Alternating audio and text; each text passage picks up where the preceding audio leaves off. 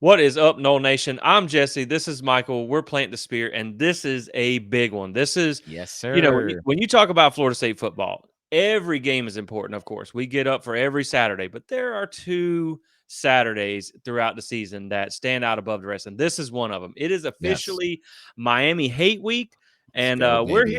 we're ready to preview this game because this is always one of the funnest weeks of the season. It's a rivalry game. You kind of never know what's going to happen in this one.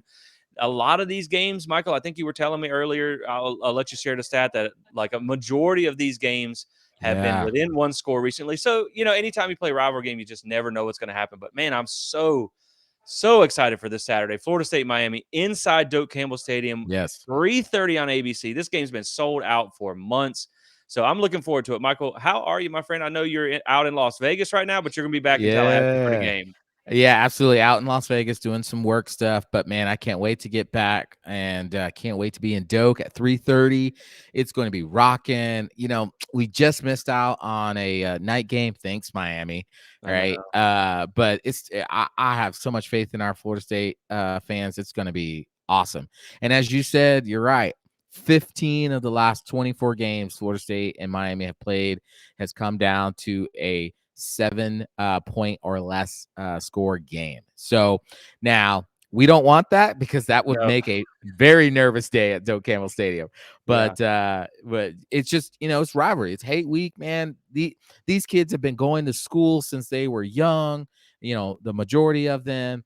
Coaches don't like each other. Fans don't like each Yeah. other. Yeah, it's come on. Let's throw down. Let's throw some Oh yeah, hands this week. definitely. I think it's gonna be really loud for a 3:30 game. I mean, Yeah. obviously the thing with the time change we just recently had, like it's gonna get dark early. The Yep. 4th and 14 game was a 3:30 game, and it That's ended at right. nighttime. So it'll be plenty crazy in there. I have no doubt Florida State fans are gonna show up and show out for this one. Of course, next week against North Alabama, we get the night game at 6:30. But they finally, man, they got us with the CW. I That's thought we were right. going to make it the I whole thought we are gonna season. avoid that. I thought we were going to make it all year without the CW, and then daggone, they snuck it in right there at the end. But so that it just unfortunate this one couldn't be at 6:30. But it's going to be a huge atmosphere. I Oh, can't big wait. time. And the spread on this one is 14.5. So like you said, it Oh, shouldn't you're not hoping for it to be close, but you're, nah. because you're a two-score favorite. Yep. But anything goes in a rivalry game. And I Yep. will say that like I had an opportunity at ACC Media Days to interview some of the Miami guys. And and it's funny the reason I did it because I'm like, I don't really care about the Miami guys, but there was not a whole lot of people in there because they weren't very good. So they were pretty easy to get to. No one really cared about what was going on in there. But they did mention that, like I asked them about the rivalry, and they said, it does mean a little bit more throughout the season. So they do put a little extra energy in this one, and Yeah. that goes for Florida State players too. And Yep. they talked about how they realized that how crazy of an atmosphere that Doak Campbell is, and of course they don't get that. So it Nope. is totally different for them. And speaking Yeah. of, talking about having 100 people in attendance, which is normal for a Miami home game. Florida State should have about 100 recruits on campus for Whew. this one. So It's a this is big gonna deal. it's a huge weekend, man. This is Yeah. really, really big. This is gonna be your last big home game of the year to Yeah. really get recruits on campus. So, man, there's just so much reason to be excited in this one. We know the last meeting, man, I would love for it to go that way Oh, again. it'd be so nice. Florida State absolutely ragdolled Miami 45-3. That game was over after the one play to Pokey Wilson. I mean, it was Yep. like once you put 7 on the board, you really could have walked off the field because it was over after that. The best parts of that game was every time the camera would pan to Mario Cristobal, he just looked like he's like he just didn't know what hit him. It was just like He just didn't want to be boom, there right boom, now. boom. He was Just done. he's just in a cage of emotions there, just struggling, just having a long night there. And the last one in Doak, Florida State won. We know that was a 3:30 game too. That was 4th and 14, Fourth and 31-28. 14. So, yeah, man. Now I know, Miami fans, all 5 of them, they're going to try and come out of the woodwork for at least Yep. 1 week out of the year. Yep. And they're going to try and say we have 5 rings, even if those are, they were carved out of stone Whatever. because they're so old. And they do have the series record on you, Yeah. 35-32. So it is pretty close. But the thing, we were talking about this in pre-show, Miami had a 15-year head start as far as Correct. programs go. They had been playing for a long time. And Michael, as stupid as this sounds, and this sounds really dumb, but this is kind of the best way to visualize it. Like, if you had a 15-year-old kid fighting a 1-year-old, who do you think's gonna win? You know Who's what going I to have the mean? most victories? Exactly. Exactly, exactly. So now if you were to give Florida State that 15 years, a 30-year-old and a 15-year-old throwing down, I mean, you got a pretty good chance of You got a of little getting fighting chance. right, Yeah. exactly. So and they won, I think I was telling you earlier, like 7 out of the first 10. So That's right. if you go to a similar footing, the modern era of college football, Yeah. Florida State does have the edge there. But, Yep. talking about 2023, the thing that has me excited about this game, Michael, is when you look at that Charmin soft schedule that Miami has played up until the last couple of games, and that's when they started sustaining their That's right. losses. That's right. One thing about this one, Miami is 1-2 on the road, and when you talk about their lone road win on the season was at Temple, who's 3-6, and the reported attendance for that game was 17,000. So I'm thinking, Wow. they're better at home. If you can, I don't know if you consider a rental home, but whatever you want to call that there. But they have not played in an environment like this and been able to go and win. Now, of course, it's not their Right. only road game, but they lost the other two that they played. So, how do they do with a Rock and Doak Campbell Stadium will be Right. fun to watch because I know this crowd's going to be hyped up for this one. Right. Absolutely. I mean, yeah, like you said, they've only played 3 true road games and they've lost, they lost at NC State. They lost at, Georgia Tech in the inexplicable, I don't know how to take a knee or call on take a knee play. And they lost at, I'm sorry, they played Georgia Tech at home. They lost at North Carolina. And Yeah. in the North Carolina game, I mean, they were gaming. They were in that game until, late third quarter, fourth quarter, where UNC just kind of took it off. Yeah, and I really do think when you bring that up, man, like that, not only that game, but this season has really been a Yeah. kind of a tale of two seasons. And Yes.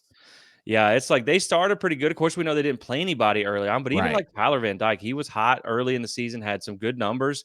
And man, they have struggled the last few weeks. Absolutely. And I think I told you this in the pre-show. It's like, you look at that Texas A&M win, and two things are true. At that time, Texas A&M was what we thought was a decent team. And so that win, we gave a lot of credit. Like, okay, Miami, okay, like Right, that's a right, big time win, even though it was at home with they actually had more than the normals. They had 200 fans there for that right. game. And so we gave them credit. But now we've seen the real Texas A&M. They're Yep. terrible. Shout out Jimbo. Thanks, Jimbo. And then, basically after that UNC game, Tyler Van Dyke was just not. I mean, Georgia Tech game, Tyler Van Dyke was just not the same. And you might say, well, man, they won against Clemson, but guess what? Tyler Van Dyke didn't play in that game. Emory Williams did, number 17. He played in that game. And then he played in and then Tyler Van Dyke came back in the Virginia game. He still wasn't the same. And then the NC State game, he was even worse. Let me just share this real quick because I know you, Jesse, you're gonna get into more of the stats guy, but this is just indicative of Miami's quarterback issues because Emory Williams only played in that Clemson game. He completed 72.7% of his passes, 295 yards, 1 touchdown, 1 interception. And really, when I went back to watch that game at Clemson, the drive that tied the score up, it was I think it was like a 12 or 13 play drive. They ran the ball, or they passed the ball twice on that drive. They ran it basically 11 times. Yeah. Yep. Right. And it was their running backs that actually got them down to get that score. So Tyler Van Dyke in the last 4 games. Okay. Let me just go through these. Georgia Tech, 1 touchdown, 3 interceptions. North Carolina, 4 touchdowns, 2 interceptions. Virginia, no touchdowns, 2 interceptions. NC State, no touchdowns, 3 interceptions. Mario Cristobal and Sean, whatever is Dawson, they broke this dude. Yeah, maybe TVD stands for turnover Van Dyke now, but because that's what it's been lately. But Yes. I think you're right, man. I mean, I know he's not healthy. Like we do know that Yeah. he's got a leg brace on. He wears the flak jacket. He's got some issues. I think he's got some back issues too. That he's it's hard to play quarterback with those types of issues. But Right. I mean, again, like we talked about before, where this was a guy who was looked at as a potential first round NFL Yeah. draft pick as a freshman. Yep. And then he's just steadily regressed. And, I mean, people can talk about who develops and things like that. Everybody likes to make a big deal about that. But I mean, look at what Florida State did with Jordan, where you're talking about a guy who was ready to basically change positions. And, He's ready to quit football. Right, now you've turned him into a Heisman hopeful quarterback, and then you got Miami, who's turned a, potential first-round NFL draft pick into just like a broken shell of himself, and, Yeah. I mean, you just I don't really ever feel sorry for a Miami player, but you almost hate to see it because it's just like Yeah. he has regressed so badly, and that's hurt his long-term his draft stock, and I think the interesting thing about this one is, what you talked about with Emory Williams. Miami fans have sold the farm on TVD. They do not Yeah. want to see him back, and now you're talking about potentially throwing a freshman quarterback into that mix against Florida Yes. State, against one of the best. Because I mean, he did play Clemson, who does have Yeah. statistically a little bit better defense than Florida State, but one of the better defenses that he has faced Yep. in the toughest environment he'll have ever Yes. played in. Yeah. That could be a big impact too. So And it's that's going to different. be It's right. so different because he played Clemson. I mean, again, And it you wasn't a know, lot with what he had to do while they right, beat right, Clemson. and I mean, again, it was in a rented stadium. Didn't have a lot of, so it wasn't there. There wasn't a lot of pressure. He didn't feel a lot of game pressure in a sense. They were going to run the ball, and they were Yep. they were going to strategically throw when it was optimal. You're going to bring this dude into Doak Campbell Stadium. Now, Florida State is pretty good against the traditional run game. So you're hoping that if the defense plays well, let's say Emory Williams starts, the defense plays to its capabilities, they're not going to be able to run the ball traditionally, which is going to require him to actually put the game, Mario Cristobal, to put the game in Emory Williams' hands to make throws against that defense in that setting that he's never played in before. Which Like, is one of the better pass defenses in the country, correct. which is why I think they're gonna play TVD. I think they're at Yeah, least I gonna think so too. start him out. Maybe if something happens, he gets a hook. Yep. But I think he's gonna start because I think he's really kind of their only chance. And I Yeah. mean, it's not like, it's not like we talked about with some other situations where you go to the backup who also gives you a mobile threat or something like Right. that, because Right. Emory Williams is not, he's not a mobile threat. So Right. yeah, man, it's going to be tough. So we'll get into a couple of quick stats, and we'll talk about some offensive defense here just to set the stage. So strength of schedule played so far. Florida State comes in at 9th. I had to use PFF because I tried to use. They have a playoff picture tab on ESPN that has all these cool strength of schedules and strength of records. I scrolled, no Miami. Of So course. Of course. just like their trophy case, not a whole Yeah. lot there. Yeah. So so I That's a good one. so I had to keep scrolling. Like, if you had a drinking game of how many times you took a shot every time we took a jab at Miami, you might want to log off because We might be real drunk. it's coming. So yeah, I mean, but you're looking at Florida State's played the 9th hardest schedule so far according to PFF. Miami the 69th, because we know they had that Yep. front loaded schedule. Oh, that was pretty soft. So that's something there when you keep in mind what they've done so far. They've played a much easier schedule than what Florida State has played. So this is the big one, man. This is something that really stood out to me, and this is somewhere that not only Miami is struggling, but Florida State has really improved, and I'm really happy to see this because this was something that we wanted to see this year, especially with Patrick Surtain's turnover margin. Florida State Yep. is now sitting at +7 on turnover margin, which is impressive. I think they were +2 last year. And we just said that we wanted to see more turnover. So that's really good. Now, Miami, they, on the other hand, they are -4 in turnover margin. So I think when you talk about this game, as we roll through some stats, I think the one way you think Miami can get into it is through some turnovers. Yeah. But it's not that they don't create turnovers. They give up so many turnovers that I think Right. that's something where, if Florida State gets 2 or 3 turnovers in this game, it could get out of hand quick, and that's the interesting thing That'd for be me. nice. Like, anytime we talk about a rivalry game, you think it has the potential to be close. Of course, it does, but this is one of those games where it feels like if things come unraveled for Miami, if TVD's off or he gets, he takes a shot early on or Yep. something like that from the pass rush, and things come Yeah. unraveled, this could end up being another 30-point game easily. So, I'll take just it. yeah, me too. Me too. So talking about some advanced metrics here, Florida State comes in at 7th, Miami at 28th in your team rankings. Offense, Florida State's at 9th, Miami's at 48th. Defense, Florida State's at 11th, Miami's at 26th. Special teams, Florida State is at 18th, Miami's at 8th. So special teams will be something to keep your okay. eye on here. They do have Borregales, who is a good kicker.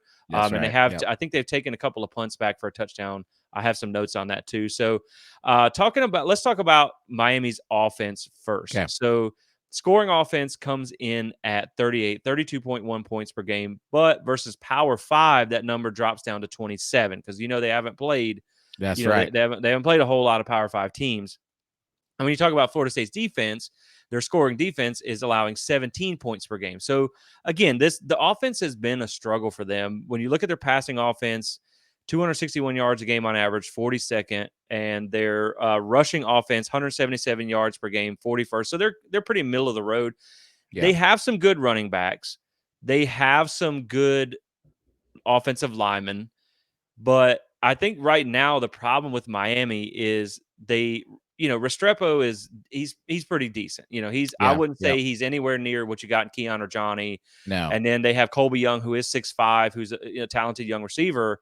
But I think with the quarterback situation that they have right now, they're not really able to get the most out of an already not great receiver group. Correct. So they Yep. have to lean on the run, and then you can change the way that you play defense. Right. Because I think what Florida State can do is probably hopefully try and make them one dimensional and try and make Right. either an injured TVD throw to beat them or, possibly a true freshman come in to beat them.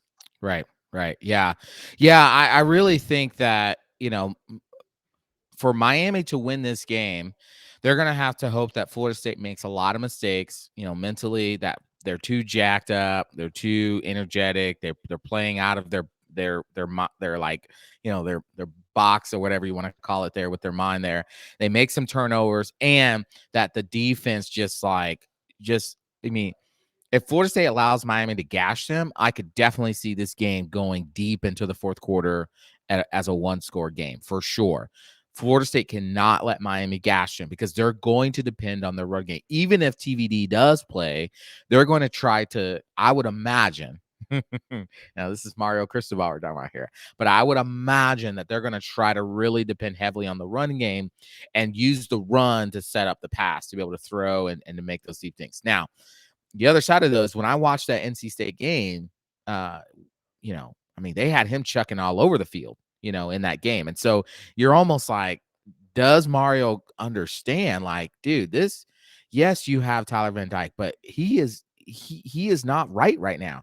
They threw the ball 38 times in that game against NC State. Now, yes, they were losing most of that game, but at one point, they were only it was 10-6 in the second at halftime. NC State was up 10-6. Okay. Miami could only muster 2 field goals. And then it was in the fourth quarter. Miami had them shut out basically in the third quarter. It was the fourth quarter that NC State scored 10 points. And so, and even in that, they're still having him throw the ball. And it's like, man, your running game is gashing them. What are you doing there? And the crazy thing about that NC State game is a couple of the times that they settled for field goals, they got the ball in almost in the red zone, and they just couldn't do anything with it. Yep. And the thing is with them, when you talk about Miami, like they do have a depth of good running backs. Like it's not just one guy. They have now. To be fair, they don't have a Dalvin Cook type of running back. They just have a lot of good college running backs, not any real dominant guys. And their offensive line is pretty good. I think they're maybe not as good as advertised, but they are a pretty veteran group with some transfers that they got there. Yep. But yeah, man, it's just like, and the other thing when I went back and watched the NC State game is this is an offense. And like you said, they do run the ball a lot. That's a trait of Mario Cristobal, like being a former offensive line coach. That's what he does. They ran the ball predominantly at Oregon, even with a first-round NFL draft pick, Justin Herbert at quarterback. So they are going to try and establish run. That is their identity. But, you see this offense, they get some things rolling, but then they just make there's so many mistakes that it's just they can't get out of their own way. And this is something we were talking about pre-show. It just kind of – they look like a little bit of an undisciplined, poorly coached team. I know a lot of us don't think that Mario Cristobal, as good of a recruiter as he may be, is not the greatest in-game coach. And correct. Like when you watch the NC State game, Tyler Van Dyke scrambles for a first down and gets called back for a holding call. The next play is a strip sack, and then NC State, they're trying to go down and score on it. So it's like it's just so many times that they get the ball on a strip sack in the red zone against NC State, throw a pick in the end zone. There's just so many little things that they just can't get out of their own way. And so to me, when you talk about like Florida State and what they can do against this offense, I feel like you should be able to have a good day against the pass. I think they should Yeah. be able to hold them in check there. I think the running game, stopping the running game is a little bit what I'm most worried about. Now, like you said, Yeah. they've done well against a traditional run game, and neither one of their quarterbacks is a mobile threat, especially Tyler Correct. Van Dyke, who he will run it a little bit here and there, like scramble for first He'll down, sneak it on you. Yeah.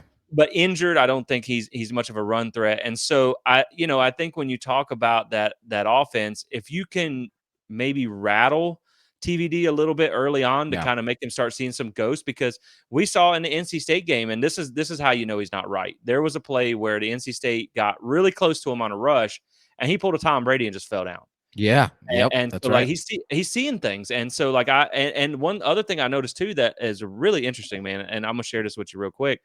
So it seems like the opposite of what you want to do with Tyler Van Dyke is throw the blitz at him, because Yep. it seems like if you sit back in coverage and you make him make decisions, he's going to make bad decisions. Yep. And so when you look at some of these pressure numbers, because he's thrown a lot of his picks in a clean pocket, Yeah. and he has not been pressured a lot. So just going through their schedule, I mean, when you talk about pressure rates, 18.2%, 25%, 13%, 8.3%, like he has his highest pressure rate was against UNC at Yeah. 34.5. All the other ones are like below 20%. Teams don't blitz him. The highest blitz rate. Now, Clemson, he did not play in that game. Clemson threw the house at the backup quarterback. But other than that, he has not been blitzed more than 30% of the time outside of one game, which was Texas A&M. And Right. when you look at the difference between his pressure numbers and his kept clean numbers, so he's been kept clean in a clean pocket 78.6% of dropback. So he doesn't face pressure often. So if you are able Right. to pressure him with your defensive line, you can make some things happen. But in kept clean, he has 14 touchdowns, 10 interceptions, 8.5 yards per attempt. Whereas pressured, he has 2 touchdowns, 1 interception. So again, man, and then when you talk about the blitz, not blitzed, he's thrown 9 interceptions. When he's blitzed, he's thrown 2. So Right. and the same amount of touchdowns. So like he's actually better against the blitz. Mm. He's actually better under pressure. But if you sit back in coverage and make him have to read for any given amount of time, Right. you can get some turnovers on him. And Yep. hopefully this is a situation where Florida State's defensive line without blitzing, and I know Adam Fuller had even mentioned they need to rattle him a little bit early, get some pressure on him because they know he's not mobile. If Right. you can get some pressure without bringing a whole lot of guys, and you can start getting to see those ghosts and then back off into coverage, he could have another multiple pick day. Yeah, absolutely. I really think, too. I really think that if this team can, if this defense can really and I don't want to say shut down the run, because you're not just going to be able to shut it completely down. Right. Uh, but if they can really hold Miami to, just not a great day running, they're giving up. Florida State's giving up about 140 yards a game. They're giving up 4 yards per carry. So if they could hold, I say if they could hold Miami to maybe, 3.5 yards a carry or under, you're going to give up some of that. So the just in between the 20s, not letting Miami get big gashes on first down. Yep. That's really big. That's the big thing, is that first down defense. That was one. I think when you go back and you look at that Pitt game, one of the not Pitt, I forget what game. I can't remember what game it was. It was one of the games where one of the frustrating. Oh, it was Duke. What frustrating thing was, it wasn't that the defense was just letting Duke just go up and down the field. It was really like first down defense. Duke was getting 5-6 yards on first down, which gives you easy second and third down attempts. And so for Florida State's defense, if they can hold Miami to 3 yards or less on that first down, then I'm confident then that like Miami will struggle all day to move the ball efficiently. It's that first down defense where they're gonna either some run, and they run counter too. I saw a lot of that. They try run counter, so they're gonna run counter at you. NC State did a great job of trying to attack it, try to spill it, as they say. And NC State held Miami to 119 yards rushing, 32 rush attempts, 3.7 yards a carry. If Florida State can do the same, and make sure that on that first down defense that they're keeping them to about 3 yards or less. Yeah, I feel very confident. I am not as scared about the pass. I Yep. think if our secondary communicates, we had one bus. Yeah, we had one bus in that Pitt game. We had one kind of bus but that was really on the linebackers in the Wake Forest game. I feel like our defense communicated really well. I'm not necessarily worried about the pass. If we can shut down their run game as best as we can, I will feel like this is going to be a tough day for that offense. Yeah, I agree. I think if you can hold Miami to like 150 on the ground or Yeah. less, I think you'll feel good because I don't think, Florida State. Now, granted, you could talk about who they played in the last few games as far as passing offenses, but we know Florida State's one of the best pass defenses in the country. Yeah. And the Yeah. last two games, Miami has not thrown for over 175 No. yards. So I Correct. think if you can keep them to that kind of that average there, 200 or less passing yards and around 150 rushing yards, I think you feel good on the day. And, talking about how Florida State stacks up, and I thought this was kind of interesting as you get later in the season, just to kind of give you an idea of where things kind of shake out for the competition. So, Florida State will be the second best passing defense that Miami has faced this season, the fourth best rushing defense that they faced this season, the second best scoring defense that they have faced this season. The number one scoring defense that they faced was NC State, which was Wow. only separated by Florida State by 1.3 points per game. So we know NC State Wow. they have a good defense. So I think one was seventh, one was eighth, or Yeah. FSU's tied for 10th. So you're right there. You're literally less than 2 points apart from each Yeah. other. And they held Miami to 6 points with no offensive touchdowns. So Correct. again, it gives you an idea if this is a similar defense to what you saw, like the performance that NC Yeah. State had. You feel good about holding them to less than Right. 20 points, which I think Right. wins you the game. And I will say the thing too, what I saw in that NC State game is, they run that 3-3-5, and Yeah. they have really talented linebackers, which makes Yeah. that defense work so well. Yep. They were very critical in that game. You don't get a whole lot of penetration on that offensive line because they are pretty good. Now, I Yeah. don't think they're as good as people make them out to be, but the linebackers cleaned a lot of things up in that NC State Yeah. game. And Yep. I like the way our linebackers are playing right now. I think we have three talented guys that have Yep. really, really been showing out. So I think if your linebackers can have a big game in this one, limiting the run, then I think you should have a pretty good day on defense because again, I mean, you just don't know who they're going to play at quarterback. If you play Right. TVD, you're not getting the TVD that we think that, he has been in the past. Right. If they play the freshman, it's going to be tough. And this is a defense this is an offense. We talk about Miami. Just a couple of quick stats here that's interesting. They don't really stretch the field a whole lot. So they're even with TVD, their deep passes of 20 plus yards, only 12.7% of passes, mid range 10 to 19 yards, 23.4%. But their short and behind the line of scrimmage is over 50%, almost 60% of their Yeah. passes are Yeah. within Wow. 10 yards.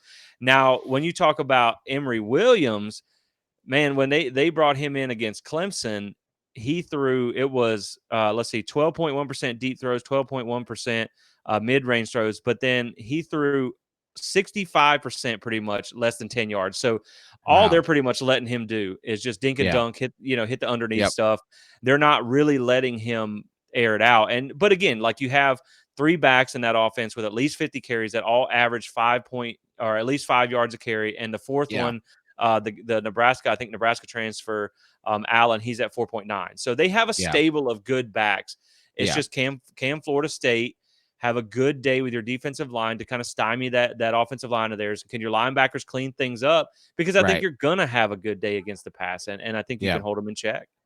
Yeah, I agree. I really think like when I watched that NC State game, what I thought was, yeah, that 3-3-5 is already just a house of horror defense, especially when Florida State's played them too. So I get any team struggling against that defense. I mean, Clemson lost to them. So, Clemson's not that good this year. But anyways, Yeah.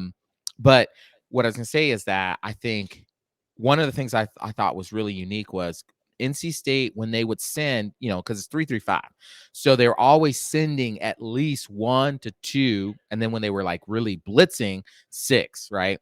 So, but they would always do some of that on non-pass obvious downs. So like second down, sometimes they would blitz on first down when it was like felt like a run that they would send 5 or 6. And so, what I'm hoping is that Adam Fuller will call a game that that kind of gets away from a little of our tendencies of how we've been doing. Now, again, he's been calling great games recently. Like, it hasn't been like they've been bad, but I would love if I would hope that he would take notice of how NC State attacked Miami, because that was the biggest thing that stuck out to me. Was it wasn't Miami trying to attack NC State's defense.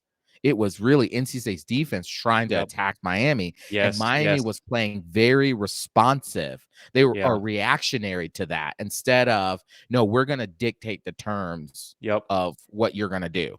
Right. And so Florida State needs to do that same thing. They need to dictate the terms of what Miami can do. If you shut down if you hold that run game in check, it's going to force Miami to throw. You play on the back end. He's already proven that over the last 4 games, he's thrown 10 interceptions to 5 touchdowns. It's 2-1 interceptions. Yeah. And so he's going to make a mistake. Make him make that mistake.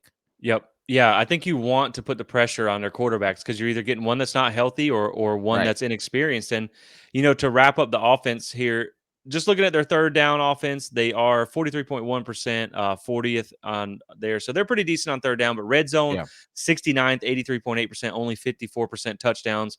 We know they have a good kicker, but they've struggled in the red zone a little bit there. So you're hoping that Florida State, who does have a top 20 red zone defense, that you're hoping you can keep them out. Miami's not, they're tied for 62nd in explosive plays, so they're not an explosive offense like we talked about. They keep a lot of things short. Now, they haven't given up a lot of sacks allowed, only about 1.3 per game. Like we said, they haven't really been pressured, but it doesn't seem like you need to pressure them a whole lot to Right. as the success to beat them. So now let's talk about this Miami defense up against Florida State's offense. Now, Yeah. like we said, when you talk about the Miami offense, you feel good about holding them to around 20 points or less. I feel pretty comfortable thinking they can do that. So I think Florida State, like you'd like to see the 30-point streak is gone. You'd like to see them maybe get back up to scoring over 30. But I think if that'd be nice. you feel like if you can get up to 30 points in this game, that's enough to win. Yeah. But talking about Miami's defense, it is their strength. They have a pretty good defense. They have some areas that are a little bit stronger than others. When you talk about the scoring defense here, it is 20. They're allowing 20 points per game, tied for 30th. Now, against Power 5, again, we have to adjust everything for Miami a little bit here. Right. 27.2 points allowed per game. So giving up almost 30 points a game. And that's what's interesting when you talk about Power 5 as a whole, because we know Florida State has played all Power 5 teams except for Southern Miss. Correct. And Miami has played, I think, 3 non-Power 5 teams or something like that. But when you look at just against Power 5, they're on average, they're losing 27.2 to 27. So Yeah. again, you feel good about where you're at there. Passing defense for Miami, tied for 54, 222 yards per game allowed. Rushing defense. Now, this is the interesting one. This is where I think this is probably your biggest concern in this game, because we know Florida State has not run the ball well. Like, just lining it up and running it at you has not done great for them. And Miami right now has a top 10 rushing defense, allowing only 89 yards per game. Now, again, if you adjust that for Power 5, that goes up to 118 yards a game. And, what I was telling you in a pre-show, one thing that I like to provide context around everything, they have faced only 2 top 50 rush offenses this year. One was Georgia Tech, who averages about 204 a game, and they held them to 99 yards. So not a bad performance there. But not bad. Now you look at UNC, the other top 50 rushing offense they faced averages about 200 yards a game, and they put up 235 yards on the ground. So it's not that you cannot run on this defense. And when you look at 4 of the teams they faced were ranked 95th or below in rushing offense, and a bad FCS team, those numbers do tend to get a little bit inflated. So, again, this is a defense that's good at stopping the run, not that great at the pass. They're 42nd in third down defense, 69th in red zone defense, allowing a 54%, 77th in red zone defense. So not that great either. And one thing to keep in mind with this one, they are tied for 88th in explosive plays over 30 yards.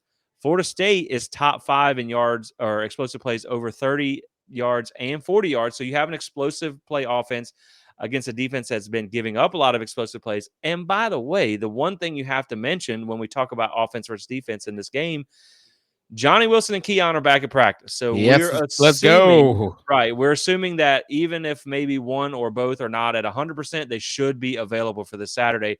So that's going to make a huge difference because when you talk about that run defense, Michael, I think you're going to have to throw in this game to find success, to throw open the run, which is something that you talked about last week that they had to, this become an identity of this year. When you struggle to run the ball, you have to pass to open it up. And I think it's going to be the same story in this game. Yeah, absolutely. You're going to have to use the pass to open up this game just to get the run going. And the thing is, Miami's 13th in first down defense. They're 13th in the nation in first down defense. They're not giving up a lot of yards on first down. And so what Florida State's probably going to have to do on offense is go to the non-traditional run game, which is your quick screen, your bubbles, your screens, right? We saw them do that whenever because of Keon and Johnny being out against Pitt. They knew they were going to have to go to those quick throws to the wide, right? Wide out there, and then screens. And they worked for a while, and then Pitt kind of adjusted and they had to go away from that. I think you're going to have to do that again. But the beauty about that is hopefully you have Johnny and Keon back. So now Miami can't suck in like Pitt was able to and disrupt those screens, disrupt those little bubbles. They're going to have to play back because they don't want to get the lid taken off of them. And now those things are going to work, hopefully, so much better than what we saw. They were working early in Pitt. Pitt adjusted because they were like, they don't got Keon, they don't got Johnny. We're going to play all 11, 5 yards or in of the line of scrimmage. Well, Miami can't do that. Even if they only have one back, even if it's only Keon or Johnny back, Miami won't be able to put everybody up near the line of scrimmage. And because of that, it will allow the non-traditional run game to work effectively. Also, Jesse, now I don't know what the health of Travis is. I've all the practice reports I've seen out there, no one has said anything. He's been looking great in practice, so I'm assuming it was just kind of maybe, that little leg hip thingy he was. I don't know if this is for real or not, but I saw someone said he was asked about it and he was showing Mike Norvell a grass stain on his pants. He was limping. That bro was limping. I don't know if it just happened to be like the camera caught him at the wrong time. So I'm hoping maybe it's nothing. Hopefully it was just a grass stain. That's what I'm hoping for. I love it if it was. Right. But I mean, but you're going to okay. We've talked about all year. We got to run Johnny. The offense the offense is unstoppable with Johnny. And we said, okay, well, maybe he's being saved. Well, we talked about this in the Pitt, the overview. The reaction is, okay, this is your 3-game season now. Yep. If there's ever a time to run Jordan, this would be one of those games. Right, and I think you saw him run it more in Duke. You saw him run it more in Pitt. I mean, he kind of had to in Pitt. So I think they're kind of priming the well, you know what I mean, to be able to go to that. And another thing you're hoping for in this game too, like you said, you get your deep threats back. So their defense has to at least play differently. You also saw Ja'Kai Douglas coming off a 100-yard game. Yeah. Hoping that maybe that has awoken something inside of him. And I do think you're going to need Jordan's legs in this one, if nothing else, just to move the pocket to avoid pressure, because Miami, they blitz a ton. And I think that the thing with this is they have a good defensive line. Obviously, they have the freshman standout, Ruben Bain, who's been really good. He's their highest graded defender, leads in pressures and sacks. Leonard Taylor III, he's another former 5-star guy. Number 2 in pressures. He's a talented guy. Mesidor, I think he might be out right now. I'm not sure. But they have a lot of talented defensive guys. But their linebackers are probably the weaker of some of their defensive units. Now, the Maui Noah guy, the transfer, I believe from Washington State, maybe was an all Pac-12 guy. He's a pretty good linebacker, but I think that's something, if you have Ja'Kai in the slot, he can be able to take advantage of these linebackers and some things like that. Like you may be able to open those screens up and stuff. And the thing too that I noticed, like in NC State, was Miami, they do blitz a lot, but if they don't get home, there's a lot of deep shots that are open. And like the MJ Morris kid who, this is so weird. He just randomly decides to redshirt in the middle of the season. And like, I know a lot of people are talking about how they wanted to like maybe get him in the portal or something like that. If it's me, I'm going after anybody from NC State in the portal. What's that Concepcion kid? Man, that guy, he played running back, he played wide receiver, he played quarterback. He's doing everything. He did everything for them. So that's who I would take out of the portal. But again, I think that you see where if Miami's not able to get home, and Florida State, Yeah. their pass blocking has been good, but it's one Their thing pass that blocking has been the best. Is what their offensive line does best actually this season is right. their pass blocking. And so you're hoping that if you can avoid pressure, that you can pick apart a secondary that, let me first say, they do have two talented safeties. Yes. Cam Kinchins he's good. Was an Yep. all ACC guy last year. I might be telling myself a little bit. I kind of voted for him to be an all ACC player this year because he's a good player. He's a good player. And then Jamison Williams is another talented safety. But what's interesting here, and we don't know the status yet. I checked on a website that normally lists some injuries, and I didn't see anything listed. So it's going to be interesting to see here. Daryl Porter Jr., who is their highest graded corner, he got injured against NC State early in the game, only played 10 snaps, did not return after he got injured. And he, from what I understand, what they were talking about in that one, he actually was taken off, no weight on the ankle. So he may not be available. Oh, Now, okay. later in that game, Jaden Davis, their second highest graded corner, he got injured in that game, did not come back after he got injured. I'm not sure what his injury was. He only played 21 snaps in that game. But if you're without one or both, or neither one are at 100%, and you're talking about getting Keon and Johnny back, that might be the difference in the game right there. Right. You might just now have two mismatches on the outside that they're going to have to send the house and try and get home because, when I looked at a couple of that NC State game, the Brown kid who we looked at from UCF at one time or whatnot, like he kind of struggles in coverage. He's one that I think you could get a mismatch. Like if he has to step into a starting role, he's not a bad player, but I think if you watching what NC State was able to do on him, if you can get that one-on-one with Keon or Johnny, I think you could probably eat there. But yeah, man, if they have a little bit of a depleted defense now, I know MJ Morris. I know he didn't put up a lot of stats in that game, but he started 6 of 9 for 93 yards before he took a rough sack, and he looked like he was injured the rest of the game, which may have something to do with him redshirting. So yeah, man, I really do think like if they have a banged up secondary and you get your guys back and they're healthy. Florida State, like we said, they haven't been the greatest rushing team, but if they can do just enough to make them, kind of have to account for both aspects, and it's not a one-dimensional type of offense this week, man, I think Florida State's gonna be able to light them up through the air. Yeah, absolutely. I just went to my little Kane source that I check that's usually pretty accurate about them, and they're saying that that Jaden Davis, the corners, Jaden Davis and Daryl Porter, Cristobal basically said that Davis is doing fine and he's perfect.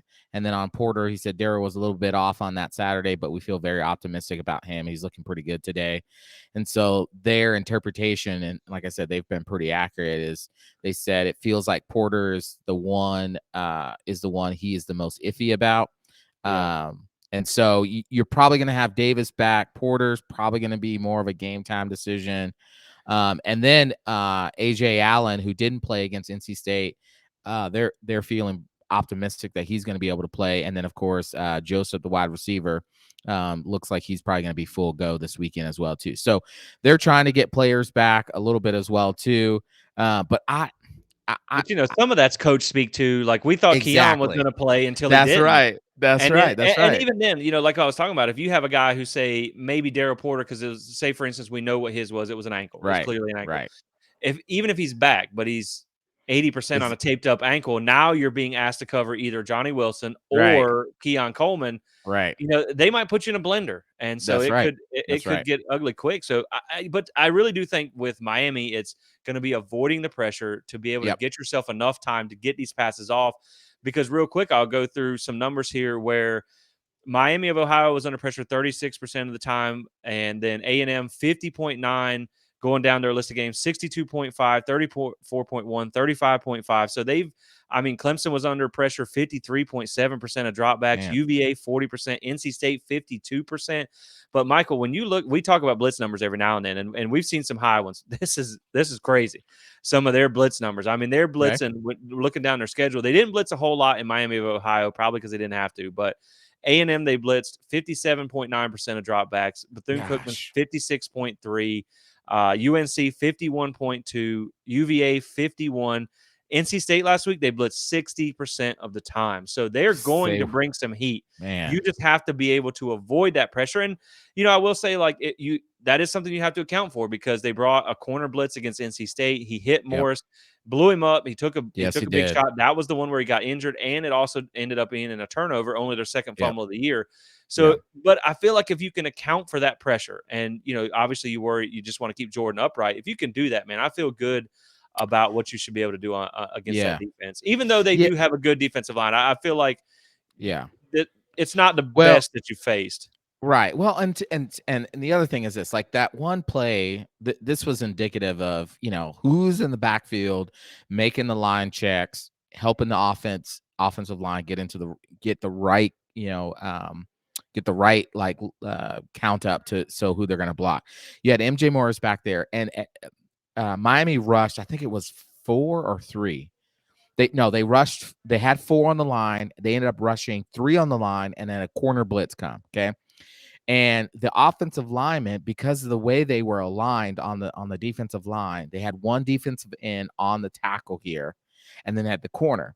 And so when the ball was hiked, the defensive end hit that tackle, and the tackle didn't pass him off to the guard, and so that corner had a free shot to it was Morris, funny. You had 2 guys blocking one guy, and then the corner came untouched, and it was like. Bro, you had one guy. Well, you had one guy just kind of standing there. He was looking around like, I ain't supposed to block anybody. And so I think that was indicative of the quarterback not recognizing it and not making the right line check. The center also not making the line check. So you would imagine with Maurice Smith, center, Jordan Travis, they're going to be able to see those corner blitzes coming as best part. And then, of course, too, I think Travis will, for the most part, be able to get out of there before something happens. Hopefully. Yeah, hopefully. And that's the thing, too, is Morris is a younger guy. He wasn't their starter at the beginning of the year. So like you said, he doesn't have that veteran experience. Now, when you talk about Florida State and going against that defense, so Florida State will be the second best passing offense that they faced so far this season. We know UNC's got a really good passing offense. Yeah. They'll be the third best rushing offense that they face. And that says something because Florida State doesn't have a great rushing offense. And then they will be the best scoring offense Miami has faced this season. So again, you're talking about this is going to be one of Miami's toughest tests. And they're going to be one of Florida State's, kind of upper tier tests, but it's not going to be like what they've already faced. And the interesting thing that I bring that up for is, when you talk about the two offenses that are pretty close to each other, FSU right now in scoring offense is actually 7th, and UNC is 8th. So we are right there, very close. Yeah, and UNC put up 41 points. So you're hoping that Florida State can have a similar outing there. Now, again, like I said, it comes down to when you talk about Miami's schedule. But and it's funny, when I was doing I just have to mention this one little shot real quick on Miami because I was talking. we were doing some numbers and I had where Miami will be the second best passing offense that Florida State has faced, the 7th best rushing offense, and the 3rd best scoring offense. And I tried to find like a comparable team in there on the schedule. They are within 0.8 of a point of Boston College. So wow, they got the same record as Boston College. They got the same kind of offense as Boston College, which Boston College actually surprisingly was like top 10 in rushing offense. So look at them. As much as they dumped on the old Eagles, like it looks like they're that's a pretty fair matchup, and I think they still have to play BC. So we'll see how that one goes. But yeah, man, I just think like when you talk about Miami's defense, they will be the 6th best pass defense that Florida State has faced, the 6th best. So you feel good about them being able to do that. They're the 2nd best rushing defense that Florida State will face. So you're going to have a challenge there. There'll be the 6th best scoring defense that FSU has faced.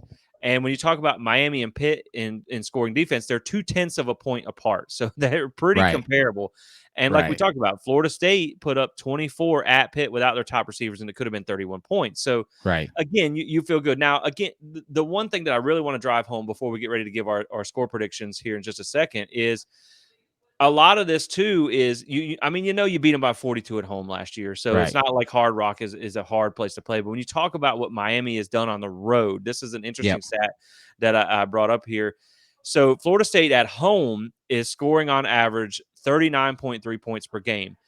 if you adjust for the pick six against Duke and the kick return touchdown against Virginia Tech, because that had nothing to do with the defense. That was not their fault. Right. Florida State's giving up an average of 8.6 points at home. So you're talking about 39 to around 9.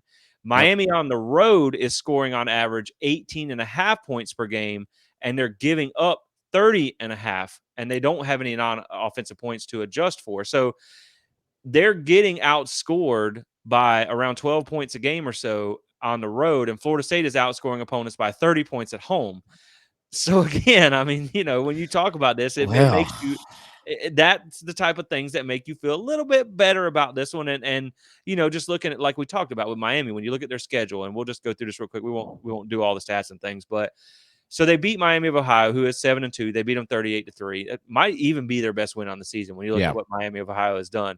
Then they beat A&M 48-33. Good win at the time. Good win at the time. Right. A&M flopped a little bit, 5-4. And what's interesting, again, shout out Jimbo, doing less. Love with you, more. Jimbo. Yeah, doing less with more as always. A&M had 3 turnovers in there, but their A&M's wins have to maybe be the worst in college football. Their wins they have 5 wins. It's over a 3-6 team, a 2-7 team, a 5-4 team, a 3-6 team, and a 3-6 team. The combined record is 16-29. So that win is nothing like what you saw Florida State do to LSU. Then they win 48-7 over Bethune-Cookman, who's a 2-7 FCS school. They beat Temple at Temple 41-7, who is 3-6. Again, 3-6. Like, show me a good team that they've played so far. Right. They lost 23-20 to Georgia Tech, which was 5-4. And I believe they were almost a 24 or a 20-point favorite in that one. They have 5 turnovers. They lost at UNC 41-31. UNC, they're a hit or miss team. Had 4 turnovers in that game. Right. They did beat Clemson in 2 overtimes at home. We know Clemson's a completely different team on the road versus at home. And then they beat UVA, who's 2-7, worst team in the ACC, 29-26 in overtime. Right. And they and that one, they only had 1 offensive touchdown in regulation. They were shut out in the first half, and they had a pick 6 in that game as well. And then the last week they lost to NC State 20-6 on the road. NC State 6-3. But again, Michael, you're talking about 1 touchdown in regulation against UVA. You're talking about no touchdowns in regulation against NC State. So the last 2 weeks they've really struggled. The last 2 games, TVD is no passing touchdowns, 5 interceptions, and less than 175 yards in both games. So, man, it's tough sledding for this offense, and this is going to be a bad time to march into Bill Campbell and Tallahassee against the number 4 team in the country. Yeah, and the thing is, like, when I was thinking about that UNC game, I was trying to figure out, okay, this was probably the best outside of that Texas A&M game. This was probably the best version that we had seen of Miami at the time. They end up losing the game because of UNC got into that. But when you go back and you look at just the drive chart of that game, it starts off both teams punting, UNC scores, fumble by Miami, UNC punts. Touchdown, punt, right? So first half in 17-14, Miami, they score a field goal at the half. But when you actually look at the chart of those games, UNC averaged on each of its possessions, except for 1 possession, 5 or more plays. They were moving the ball, and then they'd have 1 little hiccup, whatever, and that would stunt the drive. So 17-14, right? Then coming out of the half, UNC goes touchdown, punt. They get an interception, touchdown, punt by Miami, touchdown, downs by Miami, field goal, touchdown Miami, field goal UNC, touchdown Miami, punt, interception, right? So they basically go on a 24-0 run to open the second half. And then, of course, Miami gets some garbage time touchdowns to make it look better. But really, it really wasn't. And so you're looking at that game and you're saying if Miami comes in and plays their best, you're better than North Carolina. Right. I think what was funny about that game is I remember we were kind of texting during that game, and it was like the first half, it was like, all right, Miami might be better than we thought. Yeah, and then the second half was like, well, that didn't last very long. That didn't last very long. Right? That didn't last very long. Exactly. And keep in mind, that was the game where North Carolina gets Miami was actually ranked in that game, 25th. Yeah, they were. So they win that game, but then they go the next 2 games and they lose to Virginia and Georgia Tech. So again, that's just such a weird team when you talk about North Carolina. But yeah, man, I mean, they looked good early, but then they just kind of fell apart late, and it's all been TVD. And so really the game. And I'm not gonna say yeah, I'm not gonna say what I thought I was gonna say, but really what it is if Miami plays TVD, okay, so how long are they with him? Do they have him on a short leash, or do they just stick with him and they're gonna win or lose the game with him, right? If they have him Yep. on a short leash, then is it Emory Williams coming in? Is it Ja'Cory Brown coming in? What does that all look like? And so, Florida State would be wise to, if it's TVD, man, come out early, rattle him somehow, whether that's dropping 8 in the coverage, making him try to make passes, which he is capable of. We have to remember he is still an NFL quality quarterback. Yeah. He may He's not be still a got an first arm. rounder. Yeah. He's still got an arm. And so let's come out, not don't play, do not try to play out of the system. Play within the system. Yep. Rattle him and force Miami to make a decision. Are you going to stick with him, or are you going to go to the freshman? Because that freshman coming into that environment, yeah, I don't think so.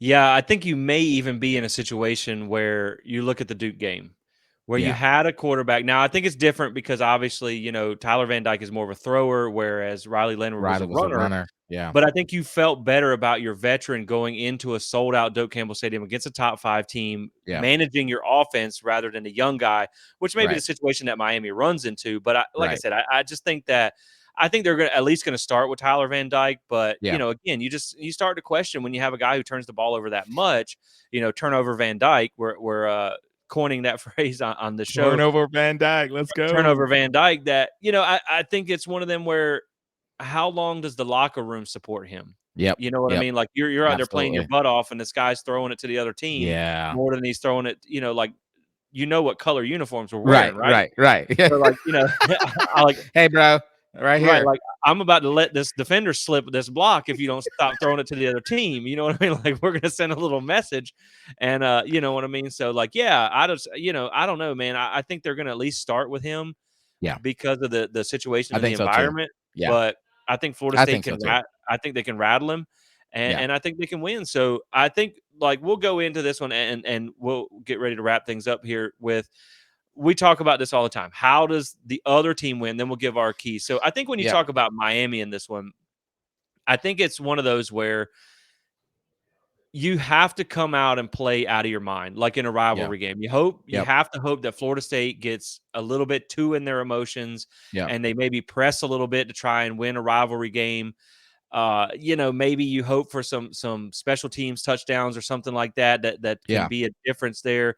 And that is one thing that I told you guys I would touch on. So real quick, they are 17 of 19 on field goals, 4 of 5 from 40 plus, 2 of 3 from 50 plus. So they do have, a good kicker. And then Brashard Smith averages 33 yards per return with 1 kickoff return touchdown. So I think you're going to want to get maybe some non-offensive points in this game and you're going to have to hope whoever you roll out at quarterback does not have multiple turnovers. Because again, like I said, man, when you talk about a rivalry game, we know weird things can happen. They should have beat the pants off Florida last year, and it didn't work out that way. But I do think in this one where Miami should be able to – they're not a terrible team, and we talked about this in the pre-show. Miami is one of only about, I think, 4 teams on your schedule. We talk about Clemson, LSU, Florida, and Miami that has a higher, on paper, quote-unquote, air quotes, blue chip ratio than you do, which means they have more paper talent on their roster. Now, again, I'm taking 3-star Heisman hopeful Jordan Travis over, I don't even know what Van Dyke is, probably 4-star or something like that. Yeah, I think he was a 4-star,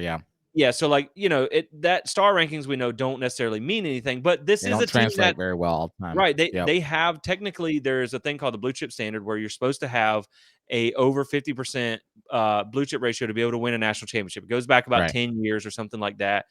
And Miami has had it the last 2 years, and it hasn't helped. So you're looking at bad coaching and some areas in there, which I feel like you have a coaching edge in this one. But yeah, man, like they have some talent on that team. I think that's the whole point. But if it's not used effectively and they don't play their A+++ game, and Florida State is getting crazy out of emotions or something like that, it's hard to see how Miami is going to come in and win this game.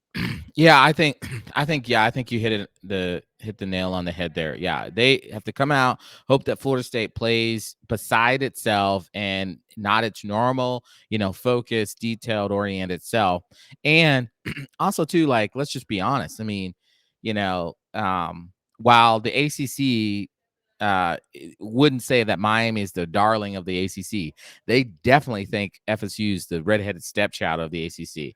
And we have seen already at home, we have not gotten the benefit of the flags. And No. so you have to also hope too that that stuff takes place, right? And you Yeah. get some fluky stuff, tip ball, interception, fumble, all of that stuff.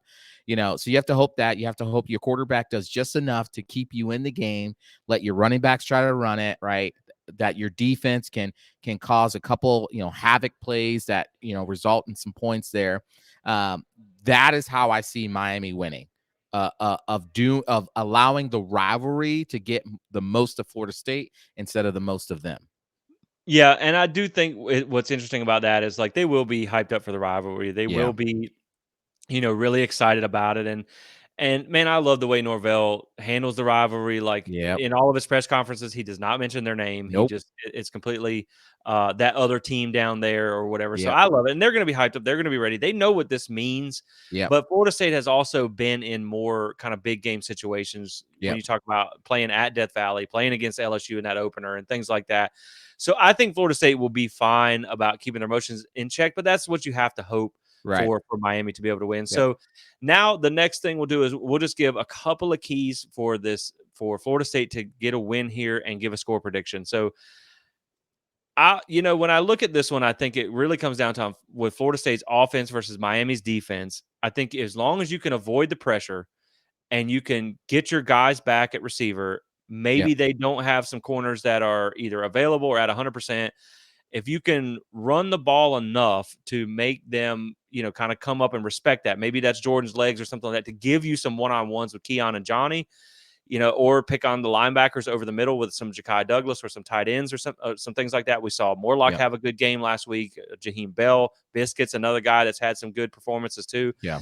I think as long as you can keep Jordan upright in this game, I don't think you're going to run the ball really successfully. Like, I don't think you're going to hit 200 on the ground or anything like that. I just don't see it Yeah. happening against a good defensive line. But as long as you keep Jordan upright, I think you'll be able to throw the ball on Miami. And again, man, I just think that you should have a good day. And so, like with this one, I'm going to give a little bit of nod of the cap to the rivalry aspect here. But when I think about it, and I think about you have a similar defense to what Clemson did or to what Yeah. Clemson has, and then you have a similar kind of offense to UNC, and you kind of look at what they did in both of those games. Yeah. I'm gonna go. Let's go. Give me the Noles to. I don't think it's gonna be 42 like last year, but I don't think it's gonna end up being close. I think Florida State gets it done. Give me the Noles 34-13 or something like that. Ooh. Maybe 38-13. But again, I Okay. will say the one thing to keep in mind with this one is if Tyler Van Dyke throws a pick or two in the first half, if they fumble the ball a time or two in the first half, and Florida State avoids the slow start like we've seen in the past, Yeah. man, this one could come unraveled for Miami. I just feel Yep. like if Florida State jumps out on them, it could come unwinded pretty quick. But Yeah. I'm going to take the Yep. Noles. Let's go 34-13. Yeah, 34-13. Okay. I was thinking earlier, like it's a 14. The spreads come down. It's a 14-point game now. And I've just been thinking, man, if you got even if you just get one back, if it's Johnny or Keon, that's going to help lift the lid off the defense. You got Ja'Kai Douglas, who's coming on strong. You likely got Hakeem Williams that's coming back as well. That offensive line, if they can set up the pass, or if they can pass to set up the run, then you're looking at least covering the spread. But then the more you start talking, the more I'm thinking. I initially had it at 35-20. Okay. Was what I was thinking, because I just thought that it's a rivalry game. Miami's going to get something. But then I'm like, you know what though? This team, both teams got okay. Miami got better. Yeah. In a sense, Florida State got better. Yeah. Yep. And this was a team that walked into your house, pooped on your carpet, and walked out, right? 45-3. Now you coming into their house, they gonna beat you. So I got the score. I'm gonna go 35-14. Let's go. Hey, I'll take it, Yeah. man. I Yeah. like, I think again, I think that this one is like you said, you bring up a good point. They maybe got marginally better from last year on Yeah. defense. Offense, I think, is kind of hit or miss. They got better up Yeah. front. That's probably Yeah. about it. Yeah. Florida State got vastly better. And like you Yep. said, you know, you went in there and you put your feet all over their couch, like the Yes. Dave Chappelle reference, and you Forget your know, couch. right, exactly, and in front of all 3 of their fans. You know, there was some surrender cobras in the audience that That's night. right. Right, and That's so, right. you know, I just think, yeah, man, I think that it's just gonna be when you look at how they've done on the road too. We brought it up Yeah. where they're being Yeah. outscored, like, by 12 points on the road. They're Yeah. you know, they haven't played in that tough environment Right. yet. You know, again, they Yeah. I just think that Florida State, as long as they don't play, like you said, as long as they keep their emotions in check and they stay focused. And I will say that my score prediction is assuming Johnny and Keon both Right. play. Right. Right. Yeah, I think Florida State can get it done.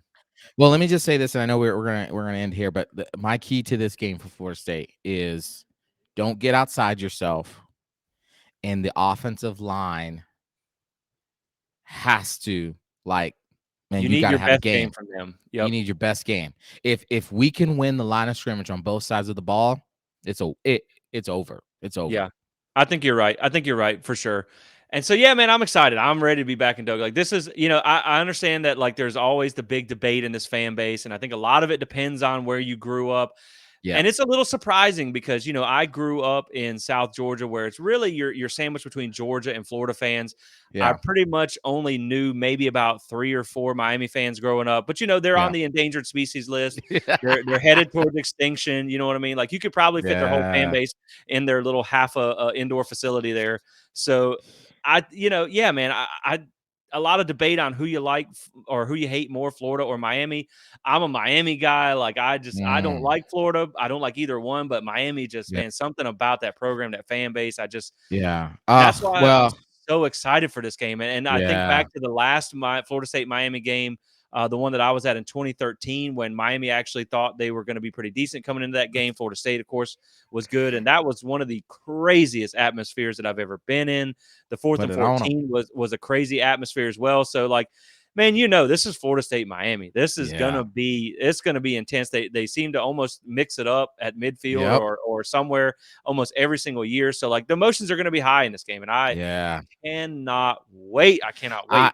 I watched I was watching some just I love every time Miami week comes around, I love to pull up like the best hits in this Oh, rivalry. yeah, you got You to. know, my favorite one is oh gosh, I can't even remember the name of it, but it's Are you like talking it about was Sanford rainy. Samuels? Yes, Yes. yeah, Oh, I'm Rashad dude. Parrish or whatever. Yeah, Yes. Roscoe Yeah. Parrish. Yeah, Roscoe Parrish. He just laid him out, just completely decimated him.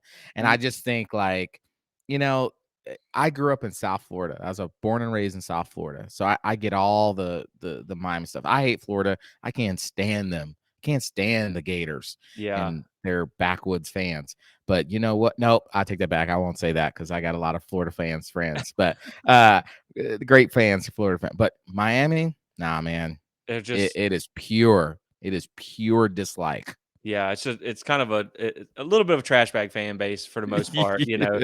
Like, you know, you gotta be careful. Like, be smart on Saturday. Yes. Don't let Yes. them bait you into anything That's stupid or right. anything like That's that. Don't right. let them, because it is kind of that kind of fan base. But yeah, man, I totally agree. I think it's just the rivalry runs deep in this one. There's so many great moments when you talk about it. Oh That hit gosh. where, like, I mean, he literally left his spine on this field, and then, you know, the Marvin Jones hit. That Yes. was a big one too. So That's there's a just big one. Yep. so many fun moments in this one. I can't wait to be back, Michael. I can't wait to be back in Tallahassee again. Let's go. We got the basketball. I'll be at the basketball game on Friday night. If you guys are there and you see me, give me a shout. I'll be in lot 14 on Saturday before the game. Yep. If you Let's guys go. are walking around looking for somewhere to do, come by, say hi. I greatly Yep. would love to meet with you guys. I also want to say real quick, while you're in Tallahassee on the way to the game, our sponsor for this episode is Alumni Hall FSU. Make sure you stop there, 1817 Thomasville Road. Load up on some gear. They got the new military Yes. appreciation gear Yeah, I saw that the that. It's staff will nice. be wearing for this game. So make sure you stop by, get 10% off your order with code SPEAR or shop online. It's easy too. What I love about Alumni Hall, you can shop online, pick up in store. That way you get in, you get out, and you're at Doak before you know it. So stop by and check us out there. Something else you might want to keep your eye on this weekend, Noles fans. If Louisville beats Virginia on Thursday night and Duke beats UNC at UNC, which is going to be a tough task, Louisville will be your partner in the ACC championship. So that is something to watch. There's also some other top 10 games on. Now, of course, you think North Carolina's probably going to win that game. So you may have to wait another week. But then, you also have Georgia with a top 10 matchup. You have a couple other games. Washington with a top 20 matchup. And then you have Penn State, Michigan this weekend. So it's a good Saturday for football. But I know, man, I can't wait to be back in Tallahassee. I cannot wait for this game. This is about not my mic over. Getting so excited over here. So That's how excited you are. It's Florida State, Miami. This is my favorite week of the year. So, yeah, guys, appreciate you guys tuning in. Like we said, Lot 14, stop by. Would love to meet with you guys. And we will be back. We're going to try to do a post-game wrap from somewhere around outside Doak Campbell Stadium. So be on the lookout for that as well. But until then, guys, enjoy the game. If you're at Doak, scream loud. Get all the shots you can in against Miami, because this is hopefully we can put it on them again this year. So yes, sir. I'm Jesse. That's Michael. We're playing the Spear. And as we go out here, let's throw up one more upside down U hands. That's right. FFM. It's the funnest week of the year, man. Christmas comes in November. So let's go. Yeah, we'll see you guys in Doak, or we'll see you in the post game show. So thanks for listening. Thank you for your support, and as always, go Noles. Go Noles.